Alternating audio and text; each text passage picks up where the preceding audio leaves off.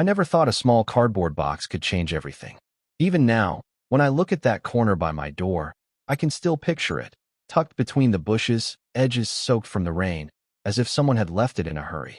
That morning, all I wanted was coffee and quiet, but fate had other plans. It was early, the kind of morning when the city still felt half asleep. My sneakers brushed the wet concrete as I stepped outside, mug in hand, and then I heard it, a faint sound, almost like a whimper. I froze. The sound came again, soft and shaky. I followed it to the box. Something inside moved. At first, I smiled.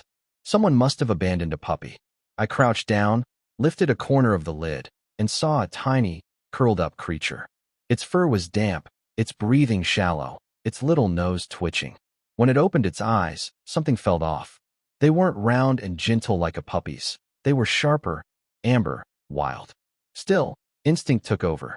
I carried the box inside, leaving muddy prints on the hallway floor. I wrapped the small thing in a towel, offered it water, then watched it struggle to drink.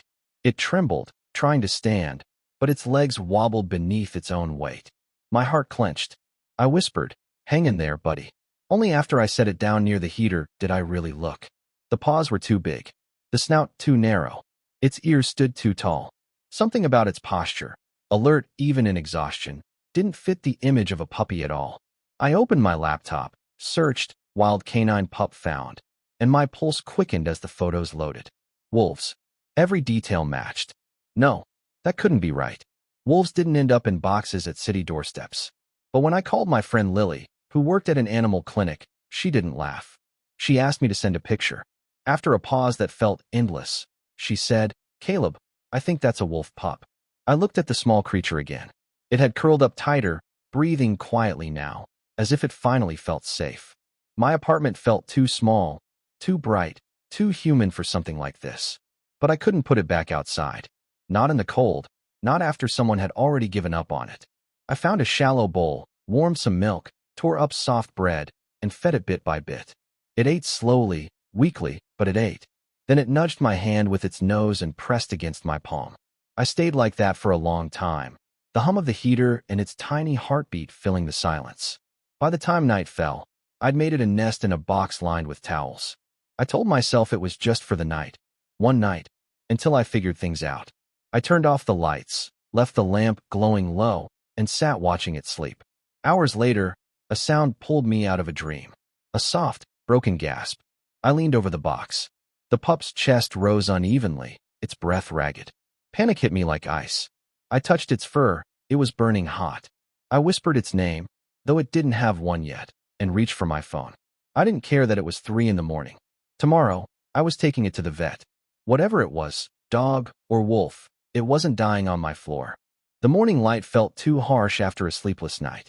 I hadn't really closed my eyes. Every few minutes, I'd lean over the box to make sure the little creature was still breathing.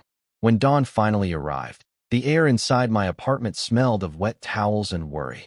I poured cold coffee, grabbed my car keys, and wrapped the pup in an old blanket. The city was waking up as I drove. Traffic lights blinked red through the mist, and each stop made me glance at the passenger seat where the box sat.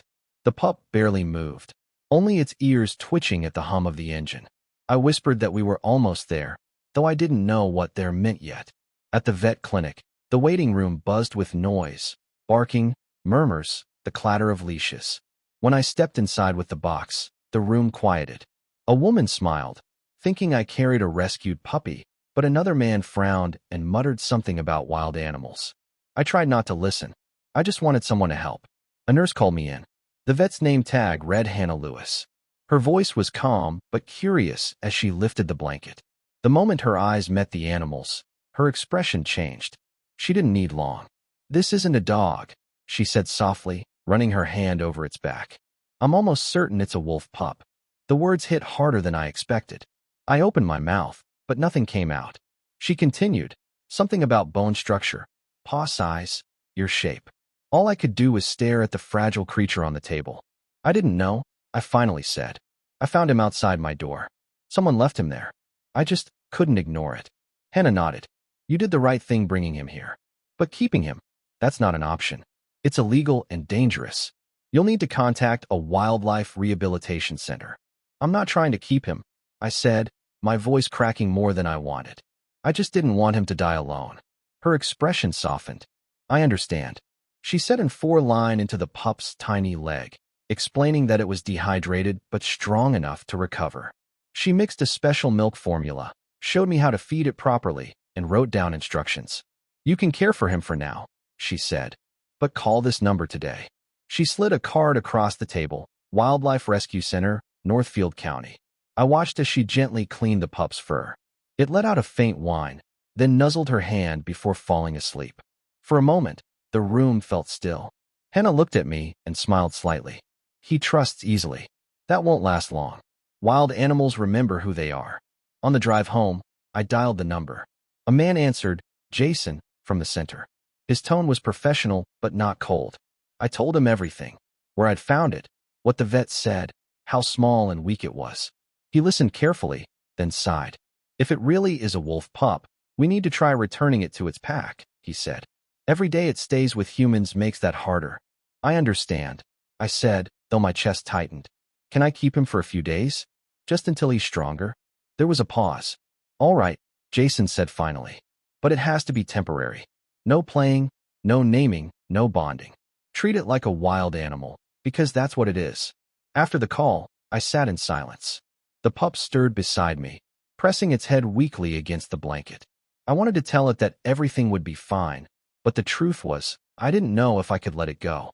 That evening, as I tried to follow Hannah's feeding schedule, my phone buzzed. Jason's voice came through, more alert this time. We might have a lead, he said.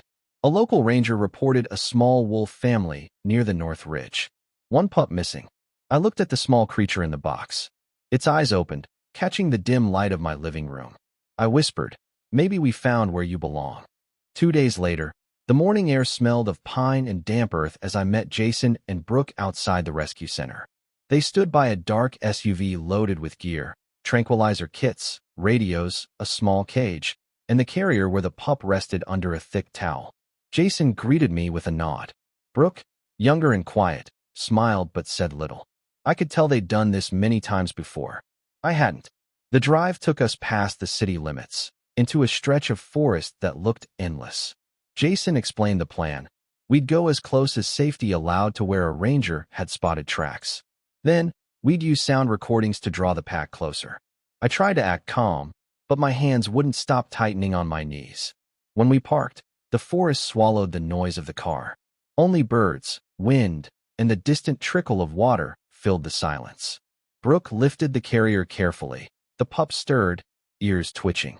Jason handed me gloves and said, no sudden moves, and no eye contact if an adult wolf appears. We keep our distance, always. I nodded, trying to ignore the way my stomach knotted. We followed a narrow trail until the air grew cooler, shaded by tall evergreens.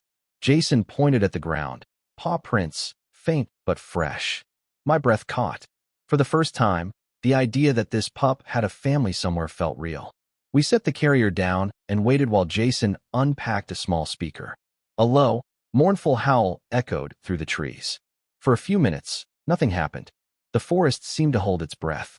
The pup lifted its head, ears perked, eyes fixed on the dark line of trees beyond the clearing. Then, nothing. No response. Jason sighed and turned off the recording. We'll try again later. Wolves can be cautious. The day passed slowly. We stayed in the clearing, marking the area with faint traces of the pup's scent as Brooke explained that wolves recognize smell long before sound. I tried to stay useful, carrying supplies, keeping the pup calm, but mostly I felt like an intruder. This wasn't my world. Yet, watching the pup stretch its small paws toward the dirt, sniffing the air like it belonged here, I felt something tighten in my chest. This was where it should grow up.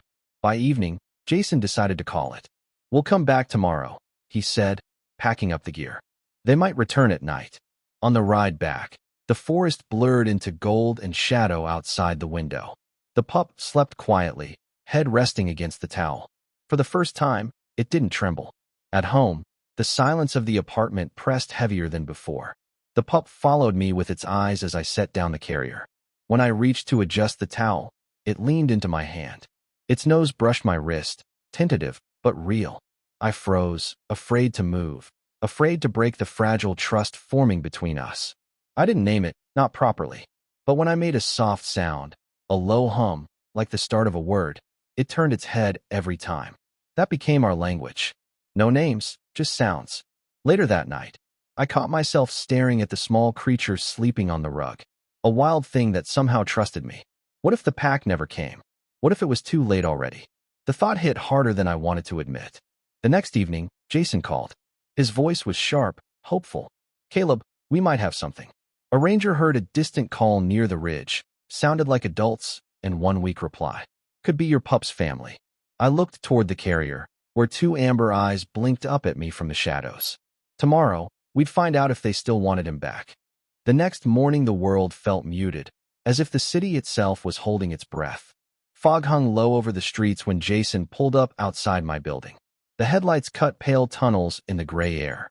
Brooke sat in the passenger seat, wrapped in a thick jacket, both hands around a travel mug. I stepped out with the carrier in my arms, the pup tucked inside, quiet and alert. The air bit at my face as I climbed into the back seat. Jason glanced at me in the rearview mirror and said we would head straight to the ridge where the ranger had heard the howls. His voice was steady, but I could tell he understood how much this morning meant to me. To all of us. We drove out of the city and into the hills, where the fog grew heavier and the trees closer. The road narrowed and twisted until Jason finally parked at the edge of a dirt trail. When I opened the door, cold air rushed in, carrying the smell of wet leaves and distant water. Brooke checked the radios, then reached for the carrier. I held it tighter. "I know," I said. "I will carry him." She paused, then nodded. Jason walked ahead, his boots crunching on the frosted ground, while I followed with careful steps. Every time the carrier bumped against my leg, I felt the small weight shift inside. We hiked deeper into the forest, away from the weak light of morning and into a dim corridor of trees. Fog clung to the trunks, and droplets fell from branches in slow, steady taps. Jason finally stopped at a small clearing, a rough circle of open ground surrounded by thick brush and rocks. "This is as far as we go," he said. "If his pack is nearby, they will smell him, hear him. We leave him here, step back, and wait." His words landed like stones. "Leave him here." I set the carrier down on the damp ground and knelt beside it, fingers lingering on the latch. The pup shifted, nose pressed against the plastic grate. I could feel my heart pounding in my throat. Brooke stepped closer and spoke quietly. "Remember," she said, "this is what is best for him. Here he can be what he is supposed to be." I knew she was right.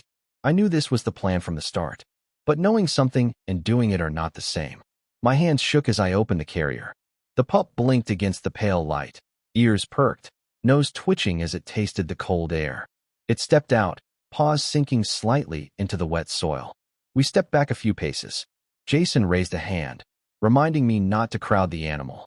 The pup took 2 hesitant steps forward, then turned and looked at me. Those amber eyes searched my face, and for a moment I forgot to breathe. "Go ahead," I whispered. The sound barely made it past my lips. We retreated to the tree line, hidden behind a broken old log. Jason crouched beside me, binoculars in hand. Brooke scanned the brush with a focused look I had seen only on people who spend a lot of time near danger. She reminded us in a low voice not to run if we saw adults, not to stare them down, not to approach. The forest grew very quiet. Even the birds seemed to fall silent. The pup stood alone in the small clearing, nose working the air, ears twitching at every drip and rustle. I dug my fingers into the cold bark of the log, fighting the urge to call out. A soft crack came from the bushes to the left. Then another. I felt the hair on my arms rise. The pup heard it too. Its body stiffened, tail low, but it did not try to run. It just listened. Then I heard it. A low growl, not loud, but deep enough to vibrate in my chest. It came from the brush straight ahead. My first instinct was to move, to reach for the carrier and grab the pup, haul him back to safety. I shifted forward, but Jason's hand clamped on my arm. "Stay," he whispered. "If you go now, you ruin his chance." Shadows moved between the trees. 2 shapes slipped out of the fog, gray and large, bodies low and silent. Adult wolves. This was the first time I had ever seen them so close without a screen between us. They were nothing like the images in books. Their presence was heavy, controlled, powerful. One wolf stayed near the brush, watching, head lowered, eyes fixed on the clearing. The other moved forward, slow and deliberate.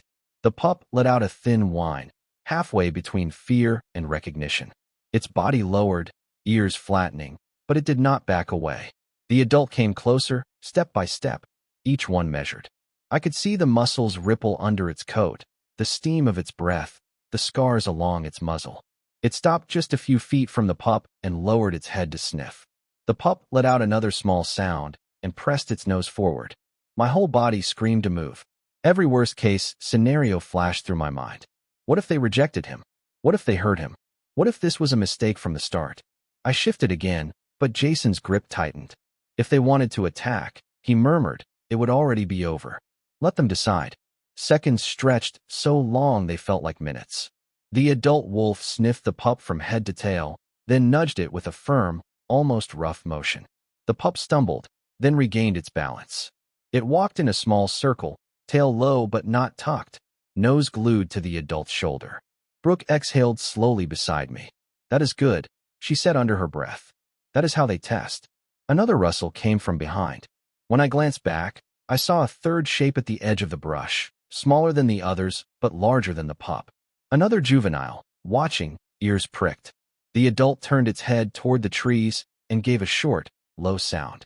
The juvenile stepped forward a few paces, sniffed the air, then turned away again, retreating into the shadows. I realized then that they were not just checking the pup. They were deciding whether he still belonged to them. Finally, the adult brushed its body against the pup, pushing it gently toward the tree line. The pup followed, stumbling once, then correcting itself. I watched them disappear piece by piece into the fog. Tail, hind legs, back, ears, and then nothing. Only the empty clearing remained. We stayed frozen for several moments. My brain refused to accept that the small shape I had fed and held and watched sleep was now gone from sight, swallowed by the forest. Jason slowly let go of my arm. That is the closest we should get, he said. If we move closer now, they might grab him and run, or think we are a threat. So we waited. 1 minute. 2. 10. Every sound made me flinch. I kept expecting a cry, a fight, some clear sign that things had gone wrong. But the forest kept its secrets. Eventually, Jason tapped his watch. We should head back, he said. If they accepted him, they will be gone. If they did not, coming closer will not change it. The words cut deep. I stood up on legs that felt numb and followed them back along the narrow trail. After a few steps, I turned for one last look at the clearing. It was empty and still, as if nothing had ever happened there at all. As we walked away, the fog closed behind us, and I realized I might never know what choice the wild had made. The days after the forest felt strangely loud and empty at the same time. Cars outside my windows sounded sharper, sirens cut through the air more often, and even the hum of my fridge seemed too present. But the corner of my living room where the box had stood was silent. I kept catching myself glancing at it. My brain still expected to see a small shape curled up there, ears twitching, eyes following me across the room. Instead, there was just bare floor and a faint mark in the paint where the cardboard had rubbed against the wall. I went back to work. Emails, video calls, small problems that had once felt important slipped back into my days.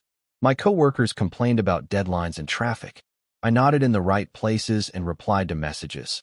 But part of me stayed somewhere between the trees, in that clearing filled with fog. I did not call Jason right away. I told myself it was because he was busy, that if something had gone wrong he would have contacted me. The truth was, I was afraid to hear any answer that sounded final. So instead, I drove to the rescue center a few days later with a bag of donated blankets and food. The building looked the same as before, plain and practical, with a faded sign and muddy parking lot. Inside, though, there was constant movement. Volunteers swept floors, fed injured birds, checked on foxes and raccoons in small enclosures. I felt out of place at first, some city guy who had just stumbled into their world because of one box left at his door. Brooke spotted me near the entrance and walked over, wiping her hands on her jacket. She asked how I was holding up. I answered honestly. I missed him. I worried. But if I had the choice again, I would still have taken him to the forest. She nodded, as if she had heard the same from a lot of people over the years. She told me that many of the animals they released were never seen again. Some made it. Some did not. What mattered, she said, was that they were given a chance they would never have had in a cage or an apartment. Jason joined us later, his expression calm but tired. He said that based on how the adults behaved, there was a good chance the pup had been accepted. They had not found any tracks or signs of a struggle nearby, no scavengers drawn to anything in the clearing. Sometimes, he added, no news really was good news. I spent the rest of the afternoon helping with small tasks, carrying boxes, washing bowls, holding a towel while a young hawk had its bandage changed. It was messy, noisy work, but my mind finally felt a little quieter. Over the next week, I returned twice more. I got used to the smell of disinfectant and straw. I learned how to move slowly around stressed animals, when to stay silent, and when a calm voice helped. I still went home each night to my quiet apartment, but now the emptiness felt different. It felt like a pause, not an ending. One evening, after finishing up at the center, I sat in my car with the engine off and the sky turning deep blue beyond the windshield. The thought came simple and clear. I needed to go back to the ridge, not with a carrier or a plan, just to see the place where I had last seen him. So a few days later, on a cool evening, I drove alone out of the city and onto the same road that had taken us to the forest before. The fog was gone this time. The sky was clear, painted with long streaks of orange fading into purple. I parked at the same dirt pullout and followed the trail on foot. The forest felt less threatening now. The creak of branches and the rustle of leaves still made me alert, but I also felt a kind of calm. I knew I was not supposed to call out or make noise. I just wanted to stand where it had all happened. The clearing looked smaller than I remembered. Without the fog, every rock and shrub was sharper, more ordinary. I stood at the edge and tried to picture the pup standing there alone, then the adult wolves stepping out of the trees. It felt like a scene from another life. I stayed there for a while, listening. Wind moved through the canopy. Somewhere far off, a crow called. I began to think that this was all I would get, a quiet place and the memory of what we had done. Then I saw them. At first, they were just shapes against the darkening hillside beyond the clearing, silhouettes moving across the ridge. 1, 2, then 3 wolves, their bodies outlined against the sky. They were too far away for me to make out details, but I could see the way they moved, confident and steady. I held my breath. They did not seem to notice me. They trotted along the crest, pausing now and then to sniff the air. Then one of them, smaller than the others, stopped. The young wolf turned its head in my direction. Even from that distance, I saw the tilt of its head, the way one ear tipped slightly to the side. The same way it had done in my living room whenever I made that low sound. We stood like that for a few seconds that felt much longer. I did not wave. I did not call out. I just watched and let it watch me. Between us stretched a wide gap of open space, fallen logs, and shadows. A safe distance for both of us. Then the wolf flicked its ear, turned, and bounded after the others. The 3 shapes disappeared over the ridge, leaving the hillside empty again. I let out the breath I had been holding and felt something loosen in my chest. On the walk back to the car, the forest seemed different. Not tamer, not safer, but less like a threat and more like a home that simply did not belong to me. I understood something I had only repeated in words before. Caring about a wild animal did not mean dragging it into my world. It meant stepping back when my part was done. That night, back in my apartment, I stood in the corner where the box had once been. The floor was still bare. I did not plan to fill that space with another rescued pet, not just to feel needed again. Instead, I thought about the center, about the animals that would pass through those doors, about the next person who might find a box or a broken bird or a hurt fox on the side of the road. I sat down at my desk and wrote a short email to Jason and Brooke, thanking them for letting me be part of the process. Then I pulled up the volunteer form on the center's website and filled it out properly this time, not just as a visitor, but as someone who planned to keep showing up. When I finally turned off the lights, I walked past the empty corner once more. It did not feel empty anymore. Somewhere out there, a young wolf ran with its pack under the trees, and that was enough. Sometimes the kindest thing you can do is not to hold on, but to step aside and let a wild heart stay wild.